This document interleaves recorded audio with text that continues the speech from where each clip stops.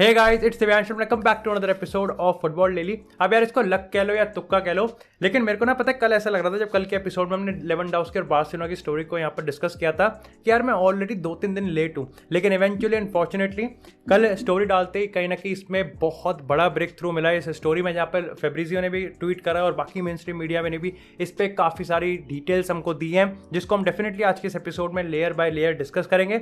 लेकिन डेफिनेटली यार एपिसोड में आगे जाने से पहले डू मेक श्योर कि आपने चैनल को सब्सक्राइब कर दिया हो।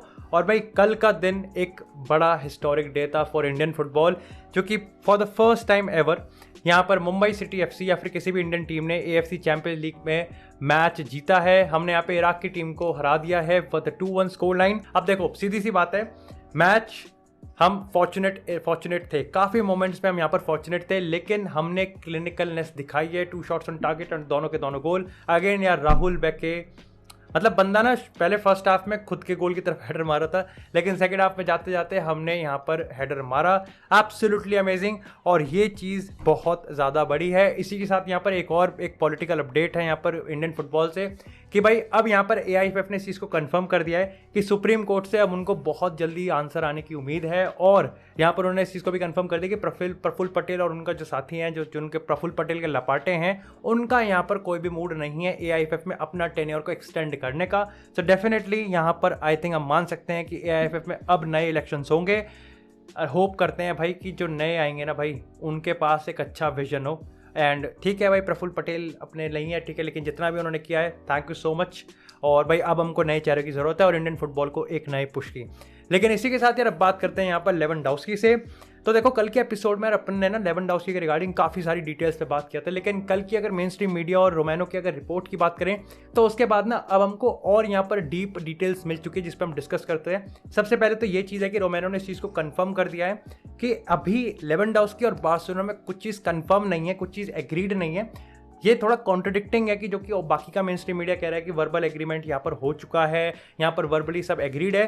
तो कहीं ना कहीं हम यहाँ पर ना बीच में चलते हैं, थोड़ा सा ये मान के चलते हैं कि शायद से, और ये चीज़ ना रोमेनो ने अपने ट्वीट में कहा भी एक तरीके से इनडायरेक्टली कि लेवेंडोव्स्की को पता है कि बार्सिलोना यहाँ पर उसमें बहुत ज़्यादा इंटरेस्टेड है। जावी खुद पर्टिकुलरली काफ़ी ज़्यादा ऑप्टिमिस्टिक है लेवेंडोव्स्की को लेके कि लेवेंडोव्स्की यहाँ पर बार्सिलोना में बहुत कुछ कंट्रीब्यूट कर सकता है। अगेन कल के एपिसोड में हमने इस चीज़ पे डिस्कस किया था कि लेवेंडोव्स्की की अगर एज को देखें तो 4-5 साल का कॉन्ट्रैक्ट तो देखो बार्सिलोना नहीं देगी, सीधी सी बात है। 2+1 का यहाँ पर मामला सेटल हो सकता है। साथ ही साथ एक बड़ी अपडेट ये भी है कि 50 से 60 मिलियन यहाँ पर बार्सिलोना देने से कतरा रही है, और उसके पीछे बहुत वैलिड रीज़न है। ऐसा नहीं है कि लेवेंडोव्स्की उसके लिए वर्थ इट नहीं है या फिर उसकी उम्र, ऐसा नहीं है। बट सिंपल सा पॉइंट यहाँ पर ये है कि बार्सिलोना की अगर करंट इकोनॉमिक स्ट्रक्चर की बात करें तो येस बहुत ज़्यादा इंप्रूव हुई है, लेकिन इसका मतलब ये नहीं है कि यहाँ पर कहीं ना कहीं उनको वेज बिल में अभी सब बिल्कुल खुले हाथ हैं, ऐसा नहीं है। कॉम्प्लिकेशंस अभी भी हैं, और ऐसे में जब डेम्बेले को लेकर यहाँ पर काफ़ी बड़े प्लान्स है, रफीनिया को लेकर यहाँ पर काफ़ी बड़े प्लान्स है,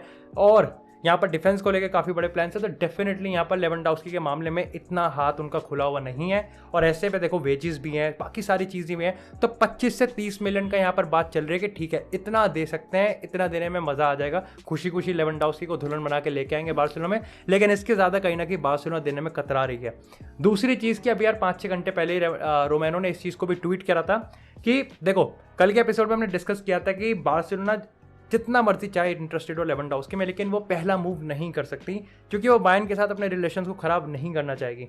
यही चीज़ कोइंसाइड करती है जो कि रोमेरो ने जब अपने ट्वीट में कहा तो उन्होंने भी इस चीज़ को यही कहा कि देखो सीधी सी बात है, ये चीज़ आज नहीं बल्कि 6 महीने पहले की है, और ये चीज़ कंफर्म है। ऑफकोर्स जब रोमेनो ने कह दिया तो कंफर्म ही होगा कि ज़हावी ने बायर्न को बिल्कुल क्लियर कर दिया था कि लेवेंडोव्स्की की जो अगर प्रेफरेंस की बात करें, अगर लेवेंडोव्स्की खुद की रिकमेंडेशन की बात करें तो उसको यहाँ पर एक लंबा कॉन्ट्रैक्ट चाहिए जो कि होता है 4 से 5 साल का।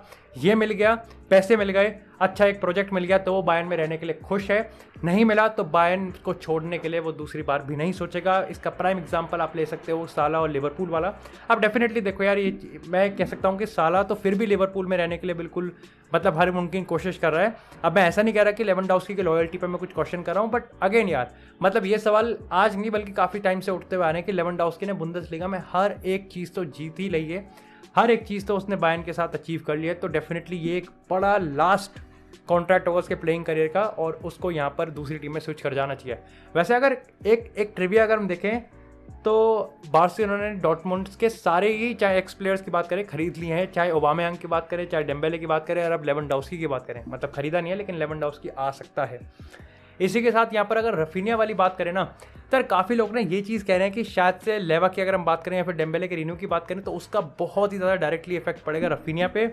अब मेरे को लगता है कि यार अगर देखो मेरा आप ओपिनियन मानोगे तो मेरे को ये लगता है कि यहाँ पर इवन दो ठीक है, मैं मान सकता हूँ कि थोड़ा सा इफेक्ट पड़ सकता है, बट बार्सिलोना को रफीनिया वाली डील कंप्लीट ज़रूर करनी चाहिए अगर वो उसमें इंटरेस्टेड है, इरिस्पेक्टिव ऑफ द फैक्ट कि डेम्बेले रुक रहा है या नहीं रुक रहा है। दोनों की प्रोफाइल बहुत ही ज़्यादा अलग है। और रफीनिया को मैं तो चाहूँगा कि रियल मैड्रिड ले भाई, स्लोसेंसियो को सेल करके, रॉड्रिगो को रख के, और भाई गैरेथ बेल जा रहा है तो लेके आओ भाई, रफीनिया को लेके आओ, क्योंकि भाई वो है ऐसा प्लेयर जो कि बहुत कुछ कंट्रीब्यूट कर सकता है। इसी के साथ यार एक छोटी सी अपडेट ये भी है कि आप ये मान के चलो कि ओबामेयांग है, लेवा के रिगार्डिंग बड़ी अपडेट है, उसके बाद अंसु फाटी आएगा, तो बहुत कुछ है यहाँ पर, ठीक है ना। तो ये हम मान के चल सकते हैं कि मेम्फिस डिपाय अब यहाँ से कंफर्म है कि बार्सिलोना से एग्जिट लेगा। और इस समय जो सबसे बड़ा क्लब यहाँ पर जो सबसे ऊपर आ रहा है वो है यहाँ पर टॉटनहम हॉटस्पर। इस समय स्पर्स सबसे ऊपर है कि वो यहाँ पर बार्सिलोना के साथ एक डील कर सकता है। लेकिन इसी के साथ यार बात करते हैं यहाँ पर अर्लिंग ब्राउट हालैंड की। काफ़ी टाइम से यार देखो व्यूज़ की बात हमने नहीं करी है, लेकिन बात कर लेते हैं। तो भाई देखो कल यहाँ पर एक काफ़ी रिलायबल रिपोर्टर ने इस चीज़ को रिवील किया कि यस, मैनचेस्टर सिटी का जो ऑफर है ना, अब हम कंफर्मली सारी रिपोर्ट्स कह सकती हैं कि ठीक है, अब जो ऑफर है ना वो हालैंड के कैंप को मिल चुका है। 500,000 पर वीक की सैलरी है। दोनों ही खुद प्लेयर भी और मिनो रायोला दोनों खुश हैं इससे, जितना भी उसको मोटे को जितना भी मिल रहा होगा, जितना भी उसको कमीशन मिल रहा होगा, ही इज़ वेरी हैप्पी। तो डेफिनेटली यहाँ पर आप मान सकते हो कि सिटी ऑलमोस्ट कंफर्म ही है कि यार वो अर्लिंग ब्राउट हालैंड को साइन कर ही लेंगे। अब यहाँ पे ये चीज़ भी बोला जा रहा है रिपोर्ट में, और मैं आपको देखो मैं झूठ क्यों बोलूँ, रियल मैड्रिड के जो रिपोर्टर्स हैं वो इस चीज़ को यहाँ पर ब्रेक थ्रू करने की कोशिश कर रहे हैं, लेकिन वो मान भी रहे हैं साथ में। उन्होंने कहा कि देखो हालैंड का जो ड्रीम है, हालैंड का जो मन है ना, वो रियल मैड्रिड में खेलने का ही है, लेकिन वो साइड बाय साइड ये भी मान रहे हैं कि ये डील ना मैड्रिड के हाथ से अब बिल्कुल पूरी तरीके से निकल चुकी है। इस डील को वापस से हाईजैक करने के लिए मैड्रिड को कुछ अलग करना पड़ेगा, और जिसको करने के मूड में अभी वो है नहीं, क्योंकि ये देखो एम्बापे के केस में अब थोड़ी सी ट्रिक सिचुएशन तो बन रही है, और ऐसे में मैड्रिड किसी मूड में नहीं है। और डेफिनेटली आप देखो, मेरे को पता है कि मैड्रिड ना कभी मूड में इसलिए नहीं थी कि कुछ अलग करने की, क्योंकि मानो ना मानो हम शॉर्ट टर्म में थोड़े तो कंफ्यूज हैं कि बेंजेमा के साथ फिर हम करेंगे क्या, और बेंजेमा और हालांड को एक दूसरे के साथ फिट कैसे करेंगे। लेकिन इसी के साथ यार बात करते हैं अब थोड़ी सी पॉल पोग्बा की। तो भाई पोग्बा के रिगार्डिंग सबको पता है कि जो कॉन्ट्रैक्ट था, बात बहुत बार हर महीने हर दूसरे महीने ये आई जाती है कॉन्ट्रैक्ट है।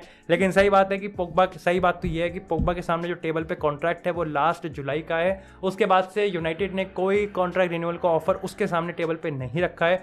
चाहे पोग्बा ये कह दे कि मेरे को हाईएस्ट प्रीमियर लीग का पेड प्लेयर बनना है, या फिर मेरे को ये बनना है, वो बनना है, वो जो भी हो, लेकिन इस बात जो पेपर पे है वो यही है कि लास्ट जुलाई में एक ऑफर आया था। रीसेंट इंटरव्यूज़ को देखें और अगर माने तो ये मान सकते हैं कि पॉल पोग्बा कॉन्ट्रैक्ट रिन्यू नहीं करेगा, और ऐसे में पीएसजी ही इस समय पोल पोजीशन में है। यहाँ देर काफ़ी ज़्यादा अनसर्टेन है कि पॉल पोग्बा को अगर ड्रेसिंग रूम में लिया है तो ईगोस क्लैश हो जाएगा, बहुत अनबैलेंस हो जाएगा।